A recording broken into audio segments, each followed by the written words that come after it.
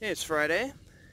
We're out here in the Zuni waffle garden, just taking a look at things. Looks like today's gonna be another day of hard decisions on culling some plants. Now, it looks to me, by all the yellowing of this plant here, after we trace it all the way back, it ends up being right next to everything here.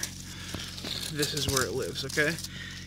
Believe it or not, that cantaloupe that's next to it is from way over here somewhere. So, nobody cares about the order of things in the garden. So the problem I'm having is, I believe, this plant, which I think is some sort of summer squash or something, is fighting this plant. Now, this may sound harsh, but I don't really like zucchini, alright? The only thing I found that I like zucchini in is the random salad, or dipped in a bunch of ranch, or deep fried. All those things aren't really in line with the healthy-ish lifestyle I'm going for. And the other one's producing enough zucchini to go to my neighbor anyway. He don't even eat that much zucchini. And I only have, really, 2 neighbors that I can give veggies to. So, this plant, I have decided, is gonna go. And it's already fighting me. You see these thorns everywhere on this plant, man?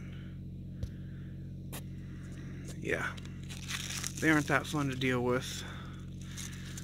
I'm not sure if I should just snip it off and kind of hope that that will do it or what. Oh my gosh, is there actually a third plant in here? Oh no, wow, it's just such a huge plant. There's only one good way to do this, and that's to get it over with. If I can.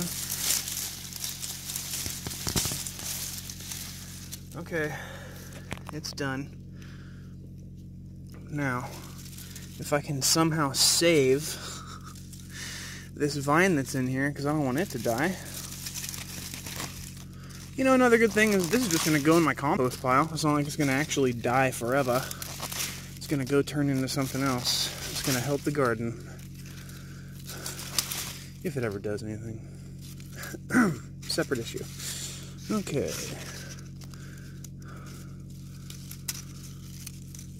There we go. It has been freed. Now,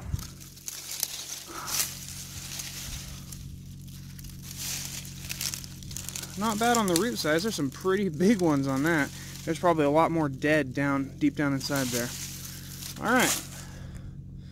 See you, zucchini. This is the pot it was in. Totally disintegrated. Grew right through it. That's good. Lots more root mass.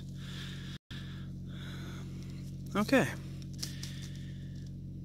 Let's hope, you know, the soil is actually a little dry too, and I've been watering quite often, so I think that these are all just doing so good now, and they're very water-intensive plants. I mean, like, look, I have 2 watermelons growing over here, 2 cantaloupes here, another cantaloupe here over there. So this is now just sucking the water right up. So I'm going to keep on dumping into it.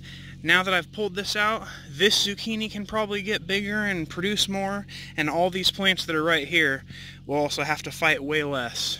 So that's a mistake on my part. I put them too close together, but I was kind of just transplanting all the hurry, and I mean, honestly, I didn't even expect any one of these to live. And here we are.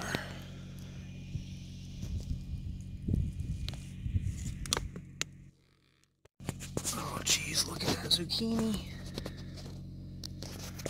Time to go give an actual decent sized one to Larry for once.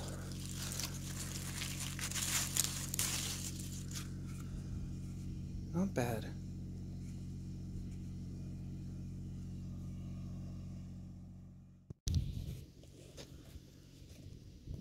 Purposefully letting this basil go to flower. It did really, really good. I'd love to save some of the seed. I keep on harvesting from it, and it keeps on producing. I guess that's the point of an herb plant, but it really surprises me for something that you have to grow from seed every year, how fast it came to fruition and continued to produce. It's really amazing. Look at that, the calendulas are actually coming back. I honestly thought they would just bear and be gone, but this will be a complete other season they're prepping for. That's great news.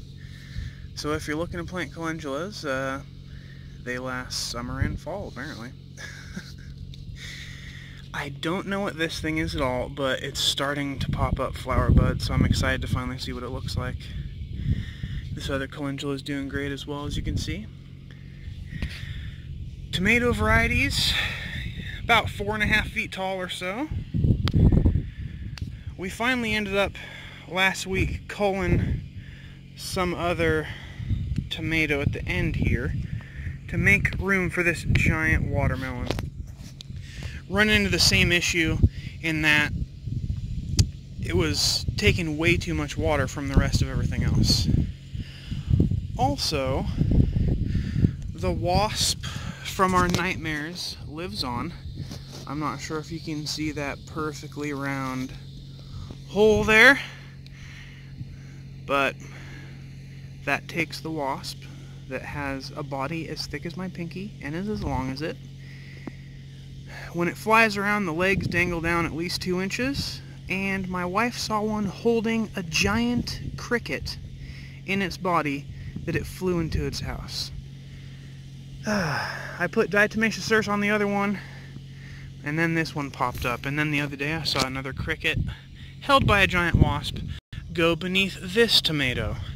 So they are choosing places right by my plants to have as their home. You know, I'm cool with predators and stuff in here, but they just gotta leave me be. And I really wish they would, like, I don't know, kind of go a little further away from my food when I have to harvest it, because that makes me nervous.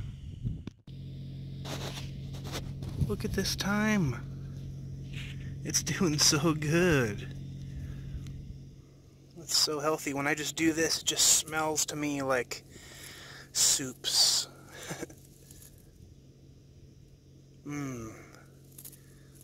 The stems are very woody compared to the rest of them. When you do this, it just really bounces back. It has a lot of resistance to it. It's interesting. It's very different than the basil, you know, who it seems like it's thick and woody, but then you can just grab a stem and it just, oh no, wow, look at this. It's starting to harden up finally. Interesting. You know, I used to be able to grab this stuff and it would just snap right off, but now, look, I can't even do it. It's turning completely woody with, look at all those fibers. Before, it was a completely square, hollow tube, pretty much. Huh. The only thing that has changed is it's gone to flower and seed, so I'm guessing that with age, the stems, I don't know, toughen up, wooden up, whatever you want to call it. This is the other basil plant I'm letting go to seed, by the way. I already have 2 tiers full of basil leaves, so I figure I now just harvest the seeds. I'll get a little jar of basil out of it. That'll probably last me a whole 1.5 years. Okay, you know what? I think they call these sprigs. I'm gonna do it. I'm gonna harvest one. Call it my first harvest. My first sprig of thyme. There it is. I guess I could do this a few more times. Why not? Let's make this plant produce more. It's weird. That's how you actually get plants to produce more. But wow, this is really hard to cut. I need like scissors or something. No, I'm wasting the leaves. Yeah, I think I'm gonna have to come in here with snips because I just seriously just sheared off like all the herb leaves from this thing. Oh well. Probably a tablespoon of this would be enough to last me a year or 2. I really need to find out what this stuff is used for so I can actually be like, oh yeah, look at this meal I made with it or something.